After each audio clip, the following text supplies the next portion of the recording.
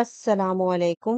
बिस्मिल्लाहिर्रहमानिर्रहीम। दोस्तों, हदीस की सभी किताबों में ये दिलों को छू लेने वाला वाकया जरूर मिलता है कि एक मशहूर सहाबी कि जिसका नाम हजरत तमीमुल दारी रजुल अनहा था, वो समुद्र में दज्जाल से जाकर मिले थे और दज्जाल ने उनसे तीन निशानियां पूछी थीं कि जो आज हर तरह से पूरी हो चुकी हैं।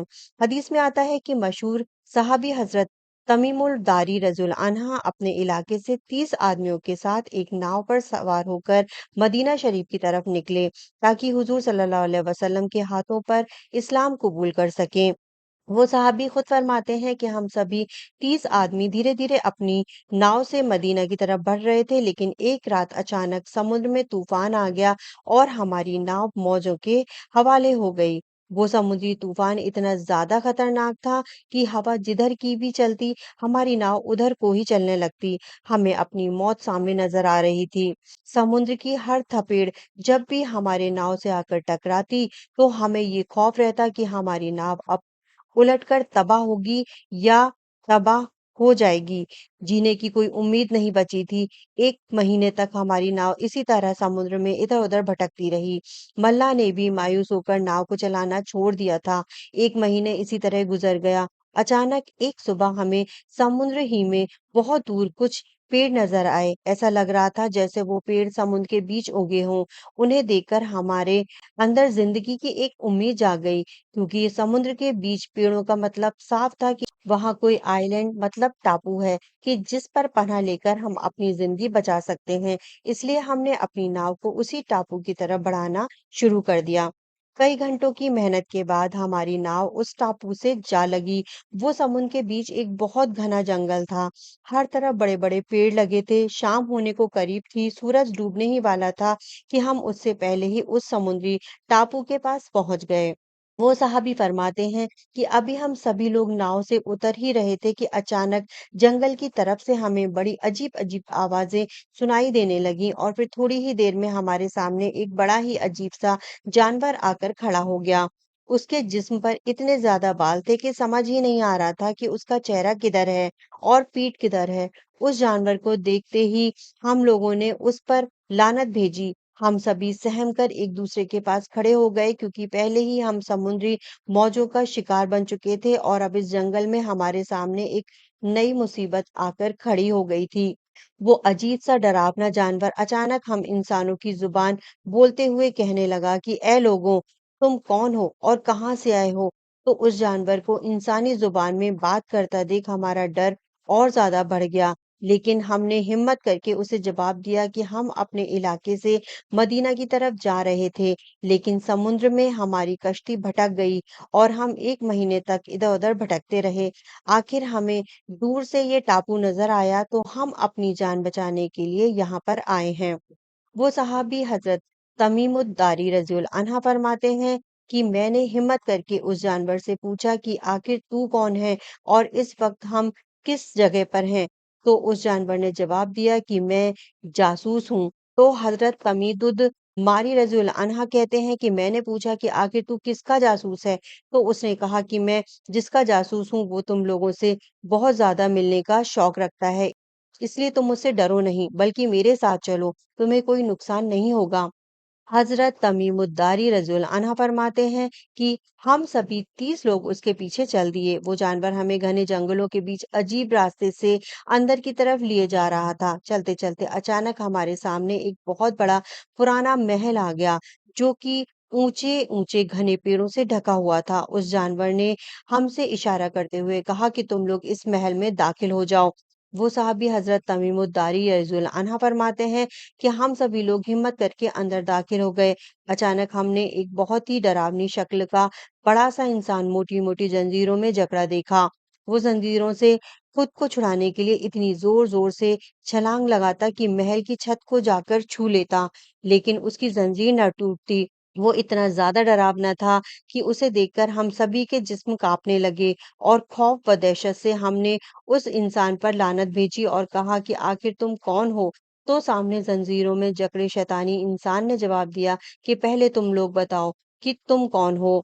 तो हजरत तमीम उद्दारी रज़ियल्लाहु अन्हा फरमाते हैं कि मैंने उसके सामने अपने सारे हालात बयान किए कि हम सभी लोग अपने इलाके से मदीना जा रहे थे कि रास्ते में हमारी कश्ती भटक गई और 1 महीने इधर-उधर भटकने के बाद हम तुम्हारे पास इस टापू पर पहुंचे हैं और तुम्हारी जासूस से हमारी मुलाकात हुई तो हमें लेकर तुम्हारे पास आया है। उस जंजीर में जकड़े इंसान ने कहा कि मैं तुमसे 3 सवाल करूंगा। पहले तुम मुझे मेरे 3 सवालों का जवाब दो, फिर मैं तुम्हें अपने बारे में बताऊंगा। तो हजरत तमीमुद्दारी रज़ियल्लाहु अन्हा ने जवाब दिया कि ठीक है, पूछो, तुम क्या पूछना चाहते हो? तो उस इंसान ने कहा कि बताओ, आखिर बैसान के पेड़ों पर फल आते हैं या नहीं? तो हज़रत तमीमुद्दारी रज़ियल्लाहु अन्हा ने जवाब दिया कि हाँ, उस पर फल आते हैं। तो उसने कहा कि बहुत जल्द ही उस पर फल आना बंद हो जाएंगे। उसके बाद उसने दूसरा सवाल किया कि आखिर बताओ, मशहूर नदी बुहैरा तबरिया में पानी बचा है या नहीं? तो सहाबी फरमाते हैं कि मैंने जवाब दिया कि हाँ, उसमें पानी मौजूद है। तो उसने कहा बहुत जल्दी वो पानी सूख जाएगा। और फिर आखिर में उसने तीसरा सवाल कहते हुए कहा कि मुझे बताओ कि आखिरी क्या नबी इस दुनिया में आ चुके हैं? तो हज़रत तमीमुद्दारी रज़ियल्लाहु अन्हु फरमाते हैं कि मैंने कहा कि हाँ, वो तशरीफ़ ला चुके हैं और हम उन्हीं से मिलने मदीना जा रहे हैं।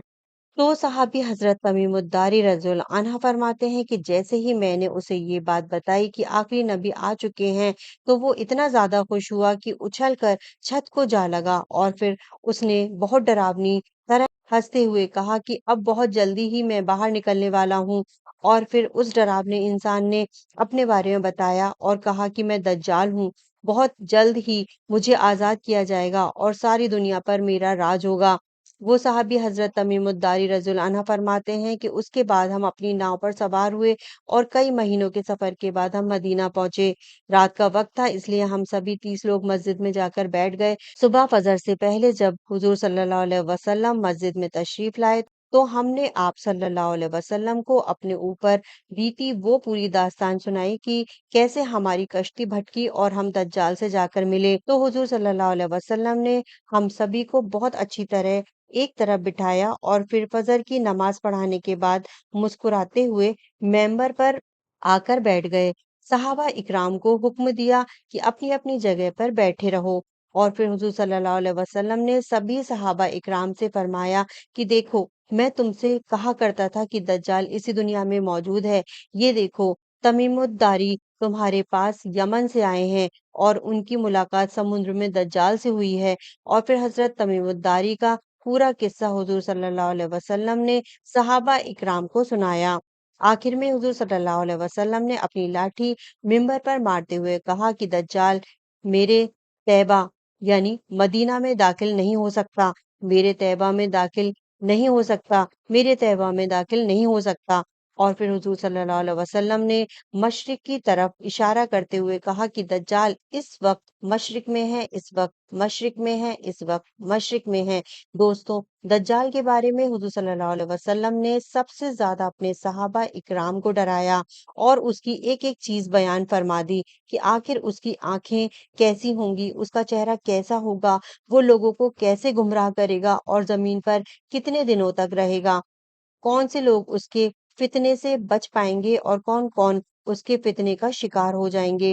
हुजूर सल्लल्लाहु अलैहि वसल्लम ने फरमाया कि दज्जाल एक जवान आदमी होगा, वो एक आंख से काना होगा और दूसरी आंख भी उसकी कुछ खराब होगी, उसकी दोनों आंखों के बीच मतलब काफिर लिखा होगा। कोई चाहे कितना पढ़ना जानता हो या ना जानता हो, वो भी उसे पढ़ लेगा। दज्जाल का सीना चौड़ा और थोड़ा-सा अंदर की तरफ धँसा होगा, उसके बाल घुंघराले होंगे। एक हदीस में आता है कि दज्जाल के निकलने से पहले सारी दुनिया में बहुत ज़्यादा भुखमरी आम हो जाएगी। ना आसमान से बारिश होगी और ना ही ज़मीन से एक दाना उगेगा। दज्जाल अपने साथ खाने व पानी की नहरें लेकर चलेगा, उसके पास जन्नत व जहन्नुम भी होगी। जो उसको खुदा मान लेगा, तो वो उसके लिए खाना-पानी सब कुछ भर देगा और जो उसको इनकार करेगा, तो दज्जाल उसे भूख व प्यास से तड़पता छोड़ देगा। हुज़ूर सल्लल्लाहु अलैहि वसल्लम ने फरमाया कि दज्जाल अस्फ़हान से निकलेगा और दोस्तों, अस्फ़हान इस वक़्त इज़राइल में मौजूद ही एक جگہ ہے جسے حضور صلی اللہ علیہ وسلم کے زمانے میں اصفہان کہا جاتا تھا۔ دجال زمین پر 40 دنوں تک رہے گا۔ جب وہ آئے گا تو ایک دن 1 سال کے برابر ہوگا، دوسرا دن 1 مہینے کے برابر ہوگا، اور تیسرا دن 1 ہفتے کے برابر ہوگا، اور پھر باقی دن عام دنوں کی طرح ہوں گے۔ دجال ہوا میں بجلی کی طرح اڑے گا اور دنیا کے کونے کونے تک جائے گا۔ حضور صلی اللہ علیہ وسلم نے فرمایا کہ جس وقت دجال آئے تو تم اس کے پاس نہ جانا، بلکہ اس کا نام سن کر پہاڑوں و جنگلوں کی طرف بھاگ جانا، ورنہ تم اپنے ایمان کا سودا کر بیٹھو گے۔ حضور صلی اللہ علیہ وسلم نے فرمایا کہ دجال ساری دنیا پر راج کرے گا، لیکن مکہ و مدینہ میں داخل نہیں ہو سکتا۔ وہ مدینہ کے باہر آ کر جس وقت کھڑا ہوگا تو مدینہ میں 3 زلزلوں کے جھٹکے آئیں گے کہ جس کی بدولت جتنے بھی منافر و کافر مدینہ میں چھپے ہوں گے وہ سبھی ڈر کر مدینہ سے باہر نکل جائیں گے اور دجال کے لشکر میں شامل ہو جائیں گے۔ کچھ روایتوں سے معلوم ہوتا ہے کہ دجال بیت المقدس میں بھی داخل نہیں ہو سکتا۔ حدیث میں آتا ہے کہ دجال کے ساتھ روٹی و کھانے کے پہاڑ ہوں گے۔ جنت و جہنم بھی اپنے ساتھ لے کر چلے گا، لیکن حقیقت میں جسے وہ جنت کہہ رہا ہوگا وہ اندر سے جہنم ہوگی، اور جسے وہ جہنم کہہ رہا ہوگا وہ اندر سے جنت ہوگی۔ اب جو بھی نیک بندہ دجال کا انتظار کرے گا تو وہ اسے اٹھا کر اپنی جہنم میں ڈال دے گا۔ لوگوں کی نظر میں تو وہ انسان جہنم میں پڑا نظر آئے گا، لیکن حقیقت میں وہ جنت کے مزے لے رہا ہوگا۔